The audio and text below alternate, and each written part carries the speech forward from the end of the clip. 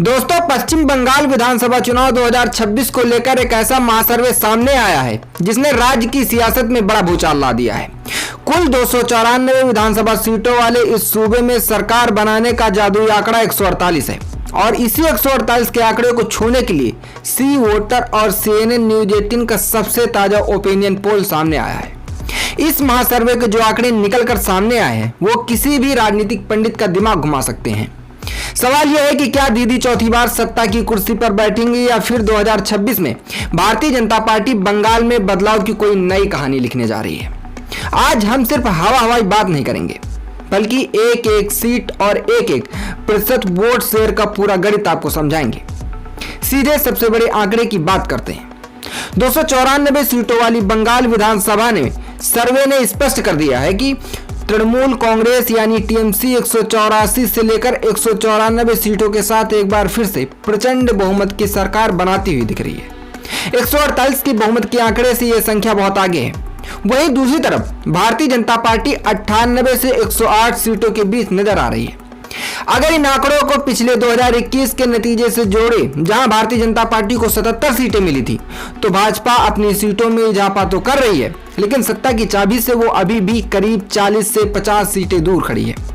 इस पूरी रेस में छोटे दलों का सुपड़ा साफ होता हुआ दिख रहा है और ये पूरी तरीके से टीएमसी बनाम भारतीय जनता पार्टी की आमने सामने की लड़ाई बन चुकी है। अब आप जरा वोट शेयर की इस खतरनाक गणित को समझिए, क्योंकि असली खेला यही हो रहा है। सर्वे बताता है कि बंगाल की जनता का एक बड़ा हिस्सा अभी भी ममता बनर्जी के साथ बड़ी ही मजबूती से खड़ा है। आंकड़ों के मुताबिक टीएमसी को 44% वोट मिलने का अनुमान है, जबकि भारतीय जनता पार्टी ठीक टीएमसी के पीछे 40% वोट शेयर बटोर पाएगी। दोनों के बीच सिर्फ 4% का फासला है, लेकिन सीटों में यह फासला 80 से ज्यादा हो जाता है। एक और बेहद दिलचस्प आंकड़ा यह है कि सर्वे में जब लोगों का एकदम सटीक मूड नापा गया तो 41.9% लोगों ने सीधे टीएमसी का समर्थन करने की इच्छा जताई, जबकि 34.9% लोगों ने भारतीय जनता पार्टी का साथ दिया।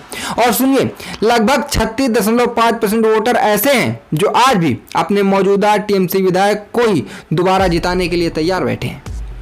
राजनीति में चेहरे का बहुत बड़ा खेला होता है और आंकड़े इस बात की गवाही दे रहे हैं कि जब सर्वे में जनता से सीधा सवाल हुआ कि मुख्यमंत्री की कुर्सी पर उनकी पहली पसंद कौन है, तो 48.5% लोगों ने बिना झिझक ममता बनर्जी का नाम लिया। ममता बनर्जी बंगाल की करीब आधी आबादी आज भी दीदी के साथ है। वहीं भारतीय जनता पार्टी के सबसे कद्दावर नेता बंगाल के शुभेंदु अधिकारी को 33.4% लोगों का समर्थन मिला है। दोनों चेहरों के बीच 15.1% का एक बहुत बड़ा गैप है, जो चीख कर यह बता रहा है कि ममता बनर्जी की व्यक्तिगत लोकप्रियता वही आज टीएमसी की सबसे बड़ी ताकत बनी हुई है। दोस्तों, आगे बढ़ने से पहले आप मुझे कमेंट करके बताइए, क्या आपको लगता है कि भारतीय जनता पार्टी में कोई ऐसा चेहरा है जो ममता बनर्जी के इस 48.5% के आंकड़े को तोड़ सके? अपना जवाब कमेंट में जरूर लिखें।